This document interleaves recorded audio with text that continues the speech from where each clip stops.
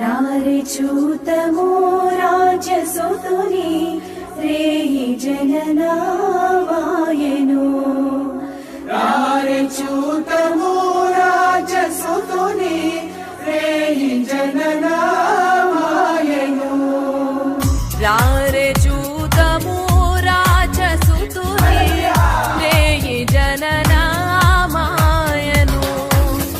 రాజులకు రాజు మెస్సయ్యా రాజులకు రాజు మెస్సయ్యా రాజితంబగు తేజమదిగో రాజితంబగు తేజమదిగో రారే చూతము రాజసుతుని రేయి జననామాయను.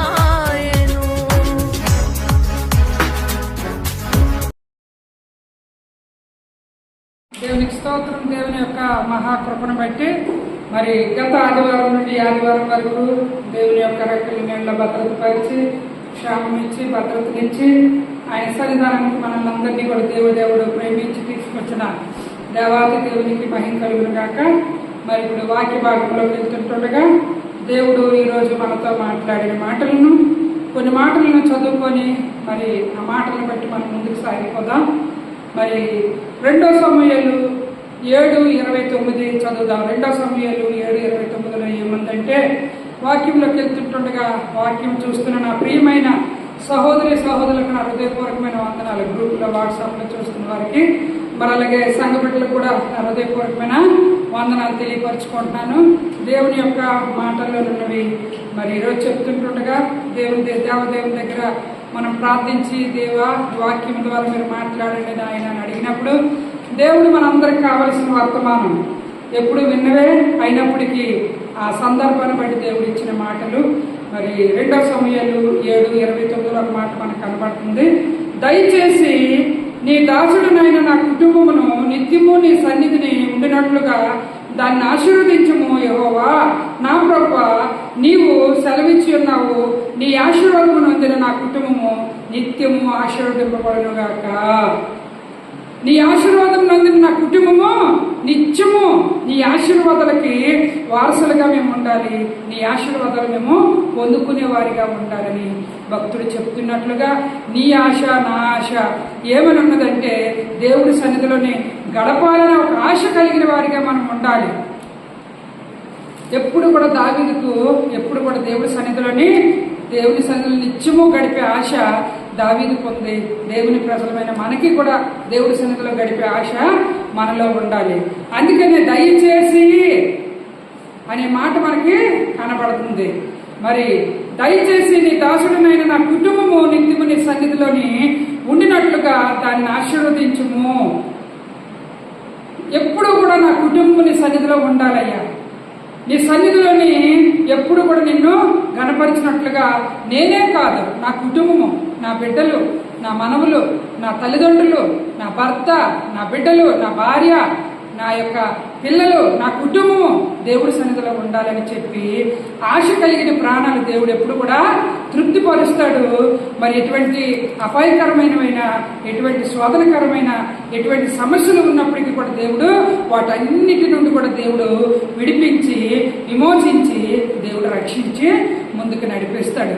దావీదు ఒక చోట కూర్చొని అంటున్నాడు, ఏమన్నా అంటున్నాడు అంటే మరి దావీదు రాజు లోపలికి 18 అండి 2 సమూయేలు 7:18 ఒక మాట కనబడుతుంది.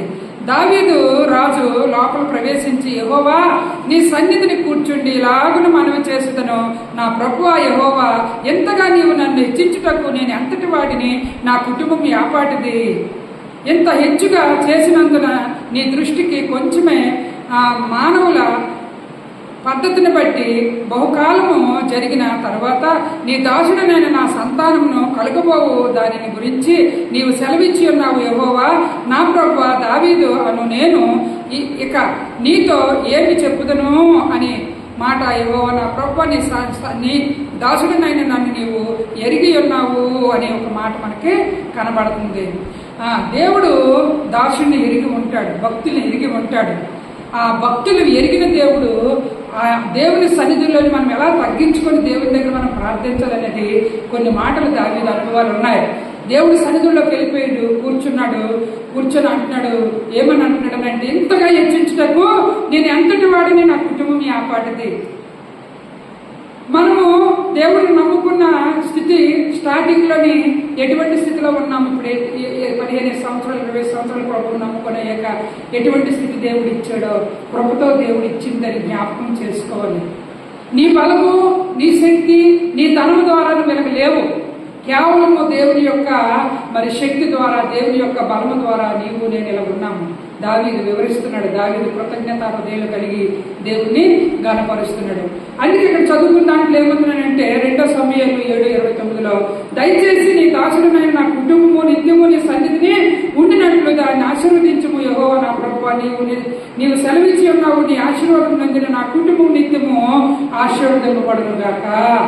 ఎప్పుడు కూడా నీ ఆశీర్వాదం నందిన నా కుటుంబము ఎప్పుడు ఆశీర్వదింపబడి ఉండాలా, నీ సన్నిధిలో ఉండాలని దావీదు కోరుకున్నట్లుగా, భక్తుడు కోరుకున్నట్లుగా నీవు నేను దేవుడి సన్నిధిలో ఉండేటట్లుగా, మరి కుటుంబం అంతా కూడా దేవుడి సన్నిధిలో గనపరిచేటట్లుగా ఉండాలని చెప్పి దేవదేవుని దగ్గర మనము ఆశించాలా. లోకంలో ప్రజల్లో ఆ మనస్తత్వం ఇప్పుడు లేదు. సరే, దేవుడి సన్నిధిలో గడపాలి, దేవుడు చేసిన మేలుని బట్టి దేవునికి సన్నిధిలో కృతజ్ఞతలు తెలియపరచాలనే మనసు తగ్గిపోయింది.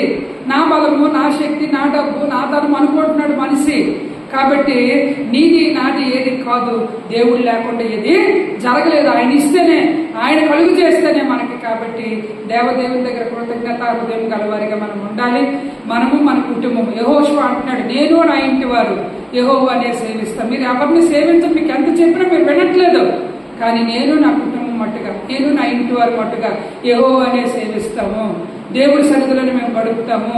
ఒక యెహోషువ దావీదు అంటున్నాడు, నేను నా కుటుంబమును, నన్ను నా కుటుంబమును ఇంతగా హెచ్చించుటకు మేము ఎంతటి వారిని తగ్గించుకున్నాడు.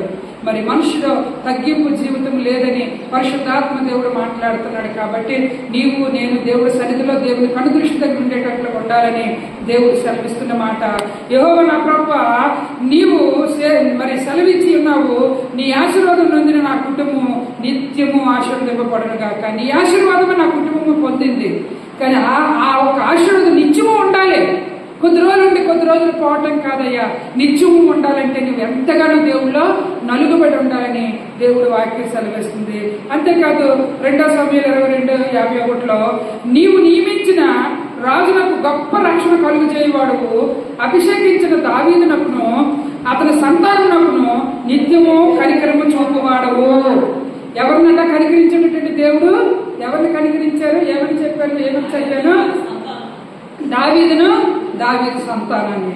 నీవు నియమించిన రాజునకు గొప్ప రక్షణ కలుగు చేయవాడవు, అభిషేకించిన దావీదునకును అతని సంతానమునకును నిత్యము కనికరము చూపించే దేవుడు. దావీదుకు, దావీదు సంతానానికి నిత్యం. ఎందుకంటే దావీదు ఒకటే కోరుకున్నాడు, ఈ లోకంలో పెద్ద ప్యాలెస్ లో ఉండాలని ఆశపడలేదు. ఈ లోకంలో పెద్ద డబ్బు గల స్థలం దగ్గర నేను నివాసం చేయాలి, పెద్ద ఇంటిలో నేను నివాసం చేయాలని ఆశపడలేదు. దేవుడి సన్నిధి ఆయనకి ఇష్టం, దేవుడి సన్నిధిలో గడపటం ఆయనకి ఇష్టం. కాబట్టి దేవా నీ సన్నిధిలో ప్రార్థించుకుంటున్నాడు దేవుని దగ్గర. నేను నా ఇంటి వారికి ఎంతగా హెచ్చించుటకు మేము ఎంతటి వారిని తగ్గించుకున్నాడు. కాబట్టి దేవుడు దావీదును, దావీదు సంతానాన్ని చూసి అక్కడ మాట కనబడుతుంది. మరి అభిషేకించిన దావీదునకు అతని సంతానమునకును నిత్యము కనికరము చూపువాడు. హల్లెలూయా. దేవుని కనికరం మన మీద ఉండాలి, మన కుటుంబం మీద ఉండాలి, మన సంతానం మీద ఉండాలి. కనికరం, ఆయన కనికరం మన సంతానం మీద, మన మీద ఉండాలని అంటే మనం ఎలా ఉండాలి? నిత్యము దేవుని సన్నిధిలోనే దేవుని గణపరిచే వారిగా ఉండాలి. సరే, ఆదివారం వస్తాం, శుక్రవారం వస్తాం దేవుని మందిరానికి. నిత్యము మందిరం దొరికిపోతామా అని అంటే కాదు. నిత్యము నువ్వు ఎక్కడ మోకరిస్తావో, నువ్వు ఇంటి దగ్గర మోకరిస్తావో, నువ్వు డ్యూటీలో ఉంటే ప్రార్థించుకుంటావో, నీవు మరి ఏ ఒక్క ప్రార్థన చేస్తే ప్రార్థిస్తావో, నిత్యము కూడా దేవుడితో సహవాసం అనేది, దేవుడి సన్నిధానం అనేది నీకు ఉండాలి, ప్రార్థన అనేది నీకు ఉండాలి. అప్పుడు నిన్ను, నీ సంతానాన్ని దేవుడు కనికరం పడతాడట, కనికరం చూపిస్తాడట. మరి కనికరం మాట చెప్పినప్పుడు దావీదు విషయంలో దేవుడు దావీదు సంతానాన్ని దేవుడు కనికరించాడు. మరి అలాగే గత ఆదివారము దేవుడి సన్నిధానానికి మా నాన్నగారికి ఒంట్లో బాగోలేనప్పటికీ మేము నెమ్మదిగా విజయనగరం తీసుకెళ్లి మెడిసిన్ వాడించి దేవుడి మందిరానికి ఆదివారం పట్టుకొని వచ్చాం. ఆదివారం పట్టుకుని వస్తే ఆదివారం చర్చికి వచ్చారు కానీ నాన్నగారికి మరి తెలివి లేని మాట్లాడటమే జరుగుతున్నాయి ఆ ట్యాబ్లెట్ల వల్ల. అలాగే వచ్చి కూర్చున్నారు. అయినా తెలివి లేకపోయినప్పటికీ అతనికి ఒకటే ఆలోచన, దేవుడి సన్నిధానికి వెళ్ళాను, పాట పాడమంటే నేను పాట పాడుతాను, కోటి కంఠాలతో నిన్ను కీర్తించుదను అని పాట పాడారు. కొంతవరకే పాడగలిగారు, మర్చిపోయారు కాదు. అయితే ఆ కోటి కంఠాలతో దేవుణ్ణి కీర్తిస్తాను అనే పాట దేవుడు విన్నాడు. ఆదివారం అయిపోయింది, అసలుకి కారు ఎక్కడానికైనా దిగడానికైనా ఓపిక లేదు. చర్చి నుండి ఇంటికి వెళ్ళేసరికి, రాజాం నుండి పోలీస్ క్వార్టర్స్ ఇంటికి వెళ్ళేసరికి ఇంచుమించు 3:30 అయిపోయింది. 3:30 ప్రాంతాల్లో గబగబగా భోజనం నాన్నగారు సిద్ధపడి పెడేటప్పటికి మరి ఆయన ఒక్క ముద్ద కూడా తినలేదు. నాకు ఆహారం కూడా తినబుద్ధి వేయట్లేదని మాట కూడా చెప్పలేదు. సైడ్కి పెట్టేశారు, కలిపి సైడ్కి పెట్టేశారు. తినేసాను కదా అనుకున్నారు, వెళ్ళి పడుకున్నారు. ఇంకా చాలా డౌన్ అయిపోయి మరి ఆ సోమవారం ఉదయం భయంకరమైన శోధన. సోఫాలో కూర్చుంటూ పడుకుంటూ, నిద్ర లేదు రాత్రి అంతా, పడుకుంటూ అలా 1 గంట సేపు ప్రాణము అతనిలో లేదు, వెళ్ళిపోయింది. నా కుమారుడు ఎదురుగా కూర్చున్న ట్యాబ్లెట్లు ఇవ్వడానికి తాత తాత తాత అని పిలిచినప్పుడు అతనికి ఆ ఒక తెలివి లేని స్థితిలో ఉన్నారంటే పూర్తిగా కూడా డౌన్ అయిపోయింది. పెదాలన్నీ బ్లాక్ అయిపోయి నాన్న నాన్న ఏడ్చాను నేను. పాప బాబు ఇద్దరు కూడా కాలు రుద్దారు. సుందరు నా కుమారుడు గుండె బ్రష్ చేశాడు. మా అమ్మ నేను ఏడుస్తా ఉన్నాను. నేనైతే రూమ్లోకి వెళ్ళి కన్నీటి ప్రార్థన దేవుని దగ్గర తల కొడుతూ, అయ్యా నీ సన్నిధిలో గడిపారు కదా, కోటి కంఠాలతో నిన్ను స్తుతించారు కదా, ఆ ప్రాణాన్ని నువ్వు కాపాడవా తండ్రి, నీతిమంతుల్ని జ్ఞాపకం చేసుకుంటావు. నీ బిడ్డలు ఎప్పుడు కూడా దైవజనులకి మరి పరిచర్యలకి ఆయన పెన్షన్లో కూడా కష్టం కూడా ఇస్తూనే ఉంటారు. పరిచర్య విషయం అంటే ఎంతో ఇష్టం, దేవుడి మందిరం అంటే ఎంతో ఇష్టం. మరి 6లో వైజాగ్ ఉన్నప్పుడు మరి పాస్టర్ గారికి చాలా హెల్పర్గా ఉండేవారు. ఆర్థికంగా మరి అక్కడ హెల్పర్గా చాలా పరిచర్య చేశారు. బలహీనత చేత ఈ విధంగా ఉన్నప్పుడు దేవుడు కృపతో ఆయన జ్ఞాపకం చేసుకున్నాడు. హిజ్కియాను కృపతో జ్ఞాపకం చేసుకో అయ్యా అని హిజ్కియా అడిగాడు. నీ సన్నిధిలో ఎలా నడుచుకున్నాను, అలాగే నా తండ్రి కూడా మరి 6లో కట్టిన మందిరము ఒక మనిషిని పెడితే ఆ మనిషికి రోజుకి ఎంతో అమౌంట్ ఇచ్చినా కూడా చాలదు. అలా పెట్టకుండా నాన్నగారు పోలీసు ఉద్యోగం చేసి రిటైర్ అయ్యి దేవుడి మందిర పని చేస్తానని చెప్పి ప్యాంటుని ఎంతవరకు ఎత్తుకొని, కాలు వరకు ఎత్తుకొని వాటరింగ్ చేసేవారు. ఆయనకి మందిరం అంటే అంత ఇష్టం. వాటరింగ్ చేసి ఆ మందిరం చాలా వరకు కూడా డెవలప్మెంట్ దేవుడు అతని చేతులతో చేయించాడు. ఆ డెవలప్మెంట్ సరే అమౌంట్ పెట్టవచ్చు, అమౌంట్ కూడా ఇచ్చారు, చాలా వరకు కష్టపడ్డారు కూడా. చాలా వరకు ఒక మనిషికి పెడితే చాలా అమౌంట్ అవుతుంది కానీ అతను అలా కాకుండా నాన్నగారే నమ్మకమైన పని చేశారు. ఆ వాటర్ పుట్టి మందిరం అంతా కూడా ఆ వాటర్తో తడిపి సిమెంట్ మొత్తం కాలు కంటుకొని ఆ సిమెంట్ వల్ల కాలు పాదాలు కూడా నొప్పులు వచ్చాయి, మంటలు వచ్చాయి. కొన్ని రోజులు బాధపడ్డారు. ఏదైనా దేవుడి మందిరం చక్కగా అయ్యింది. అక్కడ మందిరం చాలా బాగుంది. అయితే దేవుడు మట్టుగా ఆయన చేసిన సేవ, ఆయన చేసిన పరిచర్య దేవుడు ఒక్కసారి సోమవారం రోజు దేవుడు ఒక్కసారి జ్ఞాపకం చేసుకున్నాడు. హిజ్కియా కృపతో జ్ఞాపకం చేసుకున్నట్లుగా నాన్నను కూడా దేవుడు జ్ఞాపకం చేసుకున్నాడు. ప్రాణం వెళ్ళిపోయిన 10 నిమిషాలు, 1/4 గంట గుండెకు బాబు ప్రెస్ చేసినప్పుడు అమ్మా అనే మాట అన్నారు. దేవుడు మరలా ప్రాణం ఇచ్చాడు. దేవుడి స్తోత్రం. దేవుడు ఎంత గొప్ప దేవుడు. అందుకే దావీదు అంటున్నాడు, ఏమంటున్నాడంటే చూడండి, వాక్యం చెప్తూ నా కుటుంబం కొరకు పెట్టాను, నా తండ్రి కొరకు పెట్టానంటే ఈ మాట చెప్తుంటుండగా నాకు అది చెప్పాలని దేవుడు ఇచ్చిన ప్రేరేపణ బట్టి చెప్పాను. దేవుడు అతని ప్రాణాన్ని రక్షించాడు. తిరిగి మరలా ప్రాణం అతనికి వేశాడు. మరి ఈ యొక్క వాక్యం చూస్తున్న నా ప్రియమైన సహోదరులు ఎప్పుడు కూడా నాన్నగారి కోసం ప్రార్థించండి. ఆయన పేరు సాలేము రాజు, మన అయ్యగారు పెట్టిన పేరు. ఆ సాలేము రాజు ఎప్పుడు కూడా మరి దేన్ని ఆశించలేదు, నీతిపరుడుగా ఉండి మరి చక్కగా దేవుడి సన్నిధిలోని గడిపే మనిషి కాబట్టి అనేక మంది కొరకు ప్రార్థించే బిడ్డడు. ఆయన కొరకు మీరు అందరూ కూడా ప్రార్థించండి, మంచి ఆరోగ్యం కొరకు. దేవుడు అతన్ని ప్రేమించి ప్రాణభిక్ష పెట్టిన దేవుడు. మరి ఈరోజు నేను మరి 2 సమూయేలు 22:51 చదువుతుండగా దేవుడు ఇచ్చిన ప్రేరేపణ బట్టి నేను ఆ 2 మాటలు సాక్ష్య ప్రకారంగా వాక్యం చెప్తూ పెట్టానండి. మరి ఏమని ఇక్కడ మనకి మాట కనబడుతుంది అంటే, రాజునకు గొప్ప రక్షణ కలుగజేయవాడు, అభిషేకించిన దావీదునకును అతని సంతానమునకును నిత్యము కనికరము చూపువాడు. దావీదులకు అతని సంతానానికి. మరి ఇంకా చదువుకున్నప్పుడు, రాజునకు గొప్ప రక్షణ కలుగజేశావు, ఆయన ప్రాణంకి గొప్ప రక్షణ ఇచ్చాడు, కనికరము చూపించాడు. కాబట్టి దేవుని బిడ్డలమైన మనతో దేవుడు మాట్లాడుతున్నాడు. ఆయనే మనకి రక్షణ ఇవ్వాలా, ఆయనే మనల్ని ఏం చేయాలంటే కనికరము చూపించాలా. ఒక్కసారి ఆయన కనికరించాడు కాబట్టి మరలా తిరిగి ఈరోజు దేవదేవుని మందిరానికి వచ్చి చక్కటైన నిజమైన ద్రాక్షవల్లివి నీవే, నిత్యమైన సంతోషము నీలోనే, శాశ్వతమైనది ఎంతో మధురమైనది, నాపై నీకున్న ప్రేమ ఎనలేని నీ ప్రేమ. ఆ పాట ఆ బిడ్డని నిలబెట్టి దేవుడు పాడించుకున్నాడు. ఎంతైనా దేవుడు గొప్పవాడు, కనికర స్వరూపి. కాబట్టి చక్కటైన వాక్యం ద్వారా దేవుడు మనతో మాట్లాడుతున్నాడు. సంఖ్యాకాండం 6:24 ఒక మాట, యెహోవా నిన్ను ఆశీర్వదించి నిన్ను కాపాడునుగాక. చూడండి, ఎప్పుడైతే మనం దేవుని వైపు ఉంటామో, దేవుడిని ఆశ్రయించి ఉంటామో, దేవుడు అట ఏమన్నది వాక్యం అంటే, యెహోవా నిన్ను ఆశీర్వదించి నిన్ను కాపాడునుగాక. యెహోవా నీకు తన సన్నిధిని ప్రకాశింపచేసి నిన్ను కరుణించునుగాక. యెహోవా నీ మీద తన సన్నిధి కాంతి ఉదయింపచేసి నీకు సమాధానము కలుగు చేయునుగాక. సమాధానాన్ని కలుగు చేస్తాడు, కనికరాన్ని కలుగు చేస్తాడు, కరుణని కలుగు చేస్తాడు. యెహోవా సన్నిధి కాంతి మన మీద ఉంచుతాడు. ఎప్పుడంటే దేవుని దగ్గర మనం వెళ్ళి, అయ్యా నేను నా ఇంటి వారు నీ సన్నిధిలో గడిపే, నేను నా సంతానం నీ సన్నిధిలో గడిపే ఆశీర్వాదం నాకు ఇయ్యను ఆయన మనం దేవుని దగ్గర అడగాలి. అంతేకాదు, మరి చివరిగా ఒక మాట చెప్పి ముగించుకుందాము. సంఖ్యాకాండం 6:27, అట్లా వారి ఇశ్రాయేలు మీద నా నామమును ఉచ్చరించటం వలన నేను వారిని ఆశీర్వదించెదను.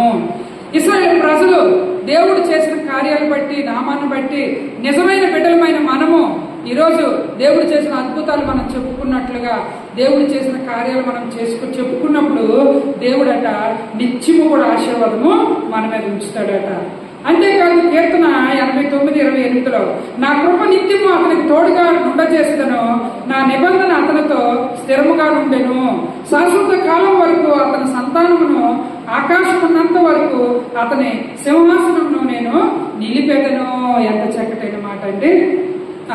ఏమన్నదంటే, నా కృప నిత్యం అతనికి తోడుగా ఉంటుంది, నా నిబంధన అతనితో స్థిరముగా ఉంటుంది. నేను ఎప్పుడైతే నిబంధన చేశానో, నేను నీకు తోడుగా ఉంటాను, నేను కాపాడుతాను, నేను రక్షిస్తానని నిబంధన, దేవుడిచ్చిన నిబంధన, నీ దేవుడిచ్చిన భరోసా ఉందో, దేవుని ద్వారా కాపాడబడిన వారిగా స్థిరముగా దేవుడట దాన్ని నిలబెడతాడట. శాశ్వత కాలం వరకు అతని సంతానమును ఆకాశం ఉన్నంత వరకు అతని సింహాసనమును నేను నిలిపెదను. దేవుని పిల్లలుగా ఈరోజు మనం నేర్చుకున్న మాట భక్తులు అడుగుతున్నట్లుగా ఏమనంటే, నిత్యము నీ సన్నిధిలో ఉండినట్లు దాన్ని ఆశీర్వదించు యెహోవా నా ప్రభువా, నీవు సెలవిచ్చి ఉన్నావు, నీ ఆశీర్వాదం నందున నా కుటుంబం నిత్యము ఆశీర్వదింపబడాలి. నువ్వు ఎప్పుడైతే ఆశీర్వదించావో నిత్యమై ఆశీర్వాదం మా మీద ఉండాలని, సన్నిధిలో నిత్యం మేము ఉండాలి అని దావీదు భక్తులు అడిగినట్లుగా నీవు నేను కూడా దేవుడి సన్నిధిలోని కనిపెడదాం. దేవుడి ఆశీర్వాదాలు మనం పొందుకుందాం, దేవుడి కనికరాన్ని మనం పొందుకుందాం, దేవుడు ఇచ్చిన మహా గొప్ప రక్షణ కూడా మనం పొందుకుందాం. దేవదేవుని మనం మహింపరిచి, మరి దేవుడు మన ప్రాణాలను మనల్ని రక్షించిన దేవదేవుడిని మనము ఎల్లవేళలా కూడా కృతజ్ఞత హృదయంతో మనం ఉండాలి. దేవుడు ఇచ్చిన మాటలు బట్టి, దేవుడు దయచేసిన మాటలు బట్టి ఎప్పుడు కూడా మన దేవుడు మన కుటుంబాన్ని మనల్ని ఆశీర్వదించే దేవుడు. ఎప్పుడైతే నీవు నేను దేవుడి సన్నిధిలోకి వచ్చి, అయ్యా ఇంతగా మమ్మల్ని దైవికంలోనైనా, మరి ఆర్థికంలోనైనా, ఆరోగ్యంలోనైనా మమ్మల్ని ఎంతగా హెచ్చించుటకు మేము ఎంతటి వారివి. చాలా మంది అనుకుంటారు ఆరోగ్యమే మహాభాగ్యం. దేవుడు ఇచ్చిన ఆరోగ్యాన్ని పట్టుకొని, ఆయన నాకంటే యవన పిల్లలు బలహీనతలతో ఇలాగ అయిపోయారయ్యా, నేను వృద్ధాప్యంలో ఉన్నానంటే అది నాకు ఇచ్చిన ఆక్షేమము ఆరోగ్యమును బట్టేనయ్యా. దేవుడికి మన కృతజ్ఞతలు చెప్పాలి. చాలా మంది ఏమనుకుంటారంటే, ఒక ఇల్లు మీద ఇల్లు కడితే, ఒక కారు కొనుక్కుంటే, ఒక స్థలం కొనుక్కుంటే అది ఆశీర్వాదం అనుకుంటాను. కాదు, నువ్వు ఈరోజు ఆరోగ్యంగా దేవుడి సన్నిధిలో ఉన్నావంటే ఆరోగ్యం మహాభాగ్యం అన్నట్లుగా దేవుడిచ్చిన మహాభాగ్యం అని చెప్పి కృతజ్ఞత కలిగి నేను నా ఇంటి వారు ఇంతగా హెచ్చించుటకు ఎంతటి వారిని ఆపాటి వారిని దావీదు అన్నట్లుగా నీవు నేను ఇంతగా నేను నీ సన్నిధిలో గడపడానికి నీవు ఇచ్చిన కృపను బట్టి మేము ఎంతటి వారిని ఆపాటి వారమయ్యా అని దేవుడి దగ్గర మన కృతజ్ఞత హృదయంతో ఉన్నప్పుడు దేవదేవుడు మనల్ని ఆశీర్వదిస్తాడు, కనికరిస్తాడు, రక్షిస్తాడు, కాపాడుతాడు. కళ్ళు మూసుకుందాం, ప్రార్థిద్దాం.